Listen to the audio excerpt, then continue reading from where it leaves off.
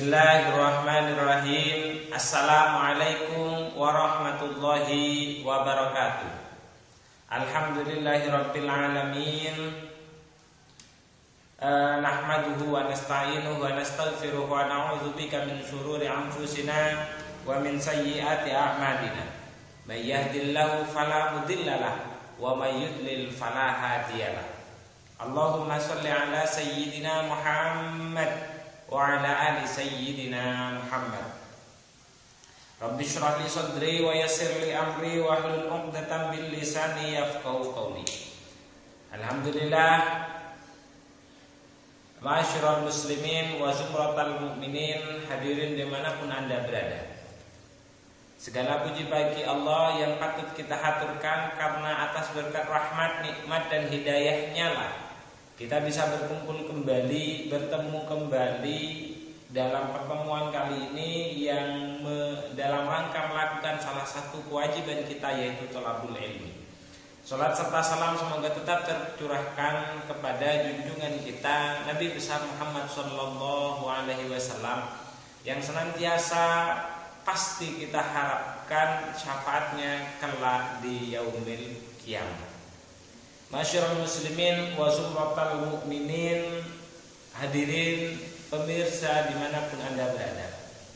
Alhamdulillah, pada kesempatan kali ini kita sudah sampai pada pertemuan yang sekian kalinya, di mana pada pertemuan sebelumnya kita sedang membahas tentang perjalanan seorang dalam mencari ilmu dan perjalanan seseorang dalam perjalanan seorang menuju kemaksiatan.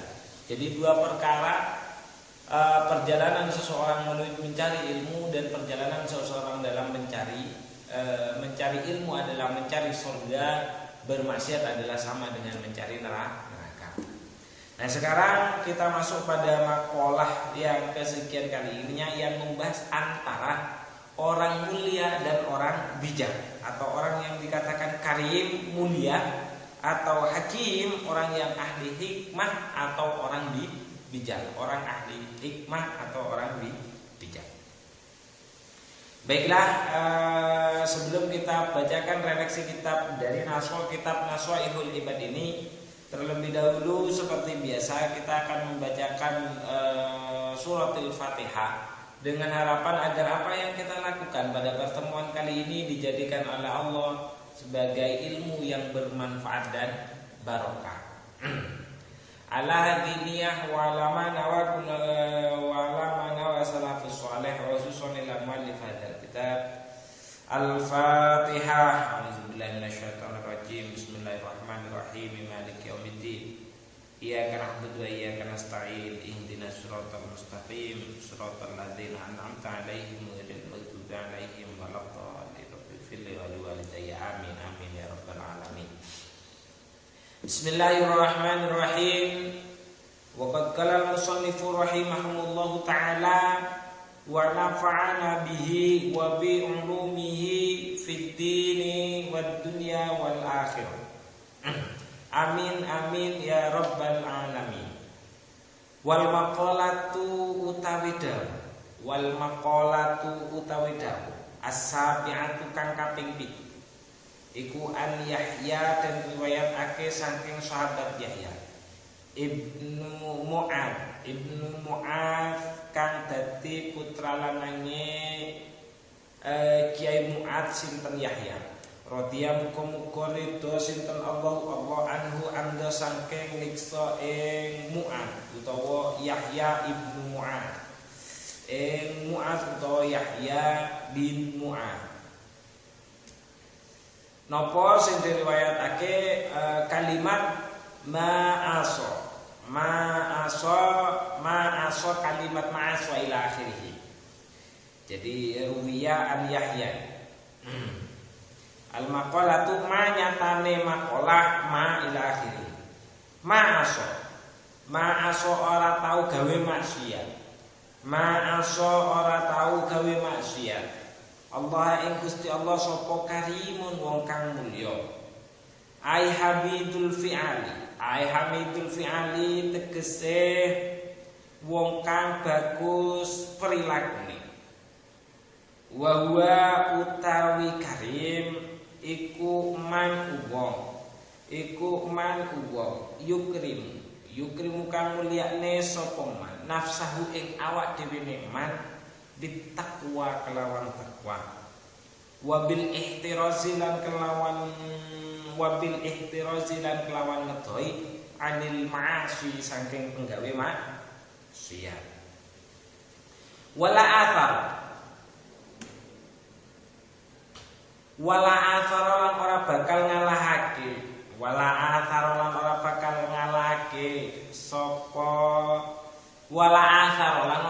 ngalahake ad-dunya ing dunya. Aila qaddama tegese ora bakal ndinyenno ing dunya. Wala faddalah lan ora bakal ngutamakno ing dunya. Alal akhirati ngalahake maring akhirat sapa hakimun wong kang wicaksana utawa wong kang hakim, wong kang bijak, wong kang wicaksana. Ai musibun tegese mbeneri sapa hakim fi af'alihi.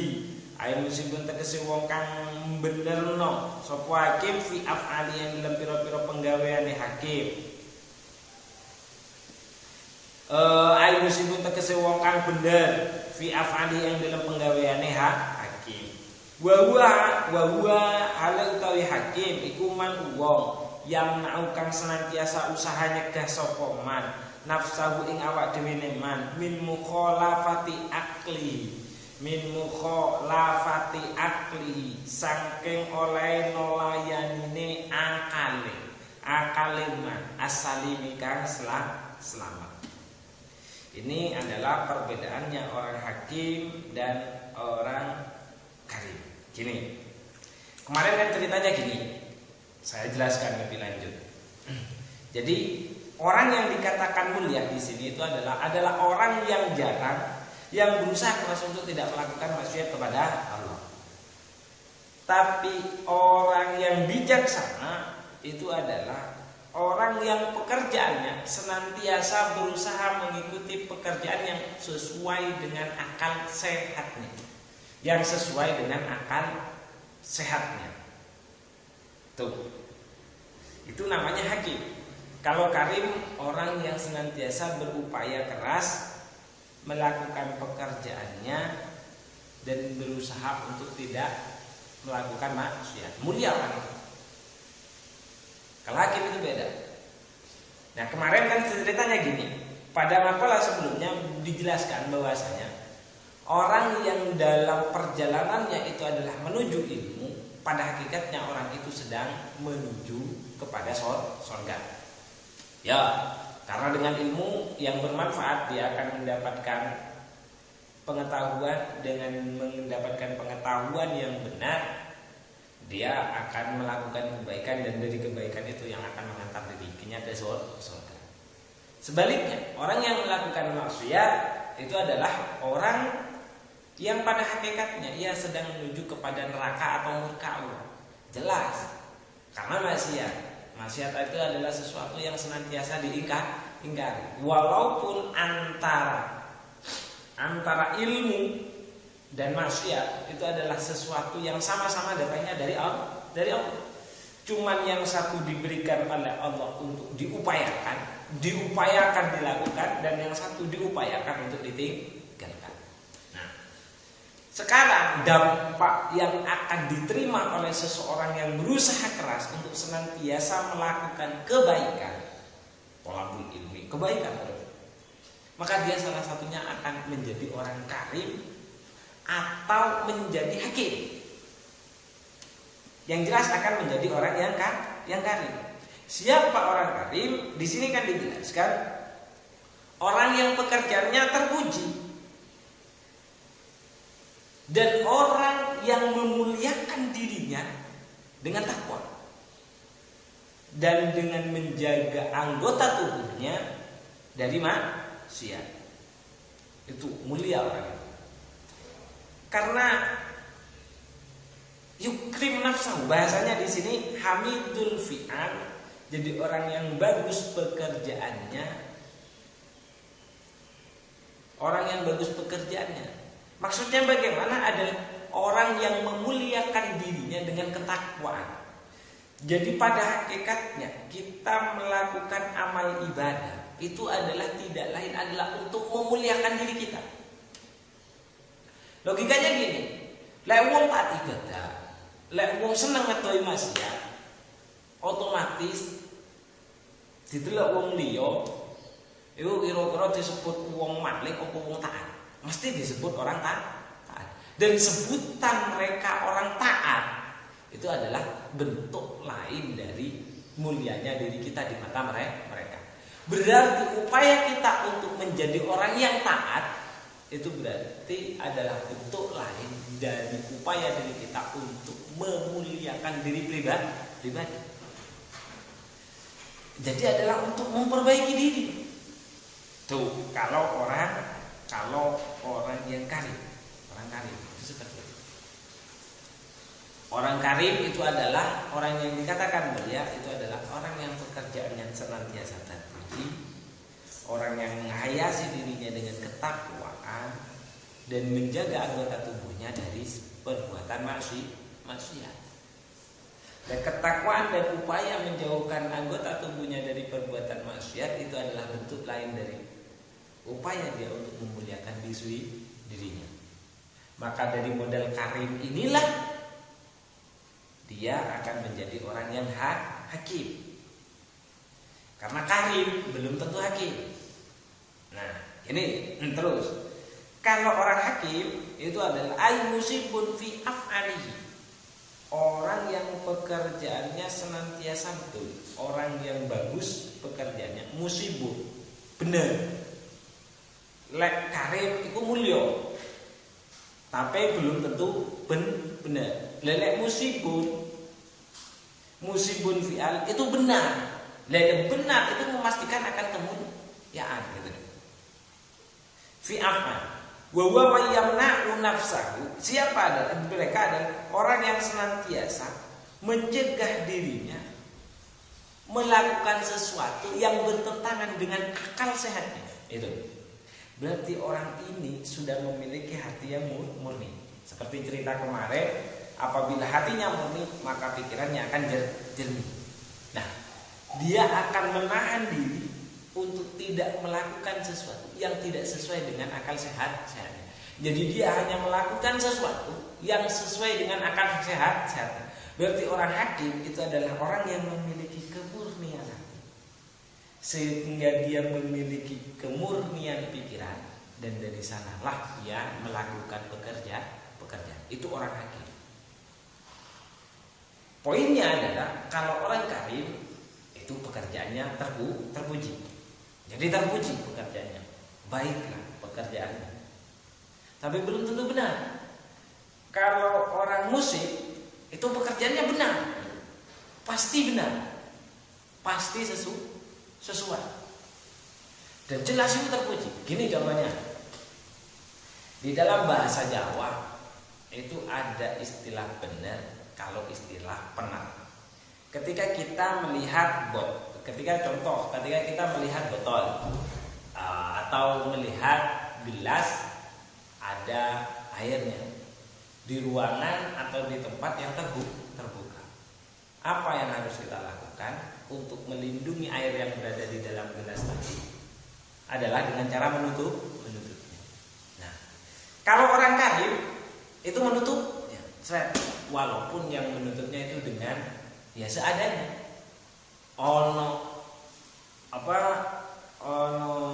Buku ya buku sing gawe nutup. Jadi ditutup pakai buku. Itu kalau orang karim. Tuh, orang karim.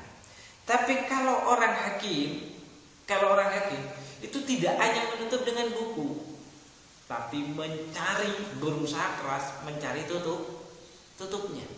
Berusaha keras mencari tutupnya. Baru gelas ini ditutup dengan tutupnya. Itu kalau karim. Yang pertama dilakukan oleh karim, ya itu benar. Itu benar. Cuma lah istilahnya wong Jawa itu dorong penar. Jadi ada benar, ada penar. Gitu. Misal kita mau naik ke tangga, kita akan mengerjakan sesuatu di atas, bingung awake dhewe. Ya. Bisa ono tali, akhirnya tali dilemparno, sreden ndukur. Kita bisa manjat. Itu kalau orang karim.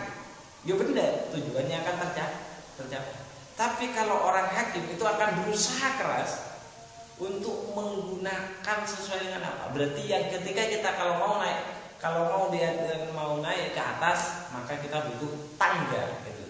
Ya harus tangga. Kita milihnya itu menggunakan tangga. Tidak sing penting ono dhisik. Tapi sekali lagi, orang itu tidak akan bisa beranjak kepada derajat hakim apabila tidak melalui proses dia harus menjadi orang karim. Berusaha keras saisone dhisik, gitu. Jadi berusaha keras dulu untuk kita bisa melakukan segala sesuatu dengan baik dan benar, gitu. Lagi pasti kita akan melakukan sesuatu dengan benar dulu. Baru kita akan beranjak kepada kita akan melakukan sesuatu dengan yang baik. Contoh mana?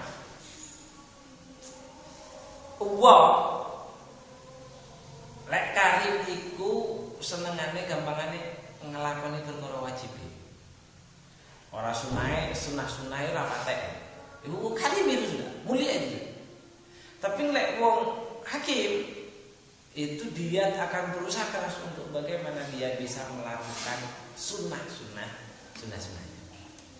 Karena logikanya sunnah itu adalah dalam prakteknya itu lebih mulia daripada wajib, gitu. Daripada wajib lebih mulia daripada wajib. Karena kalau wajib awak gak ngelakoni ditampuk, digepuk, ya kan, dan pendapat siksa. Tapi kalau sunnah enggak, itu berangkat harus dilakukan berangkat dari kesadaran jiwa. Lah itu orang-orang yang hakim itu seperti itu. Jadi dalam melakukan tugas bukan hanya sebagai kewajiban, tapi memang berangkat sebagai sebuah kebutuhan. Itu orang yang hakim, gitu loh. Berangkat dari kesadaran jiwa. Jadi mana? Fardu ain karo fardu kifayah iku ndi mulya.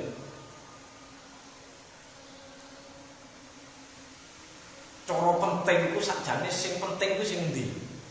Pasti kita banyak akan menjawab dia fardu ain gitu loh. Fardu ain. Tapi dalam prakteknya kalau fardu ain manfaatnya itu kembali kepada siapa? Kembali kepada kita kan? Kepada kita kan? Tapi kalau fardu kifayah ono mayit gitu loh. Untuk mayit itu kan fardu kifayah. Marikno kabeh sampai ngubur, iku dimareni karo wong siji. Sing liyane gugur gak dosa. Berarti dengan upaya yang sudah kita lakukan berarti kita menyelamatkan kesekian banyak orang dari dosa. Mulyon di jalan. Lah kita melakukan sholat fardu, kan melakukan sholat fardu manfaatnya balik di apa? Lek dosa ya awak dosa, wong liya gak melu. Sing selamat ya tetap awak dhewe. Tapi lek pekerjaan fardu kifayah. Kalau kita sudah mau berupaya untuk melakukan fardu kifayah, ya kan? Itu otomatis kita akan menyelamatkan jiwa orang banyak. Cuman sulit sekali mencari orang untuk bisa tergerak hatinya untuk segera melakukan fardu kifayah. Bagi dia fardu kifayah seperti ini sebelum dia melewati kewajiban dirinya. Bagaimana dia bisa menolong orang lain sementara dia dalam kondisi keterpaksaan dan jadi orang itu berangkat logikanya normalnya orang itu seperti itu. Pasti berangkat dari orang karim dulu baru akan menjadi hakim. Itu saja yang bisa saya sampaikan pada kesempatan kali ini. Semoga dari yang sedikit yang saya sampaikan cukup bisa membuka pikiran kita untuk meningkatkan derajat amal perbuatan kita, sehingga amal perbuatan kita tidak hanya berangkat dari sekedar melakukan kewajiban, tapi sudah berangkat dari melakukan pekerjaan perintah Allah, berangkat dari kesadaran hati dan berangkat dari kebutuhan bahwasanya kita yang senantiasa membutuhkan Allah Subhanahu wa taala. Itu saja yang bisa saya sampaikan. Kita akhiri dengan bacaan suratul Fatihah. Semoga apa yang kita baca, apa yang kita lakukan pada pertemuan kali ini dicatat sebagai ilmu yang bermanfaat dan barokah, serta diberikan oleh Allah pahala.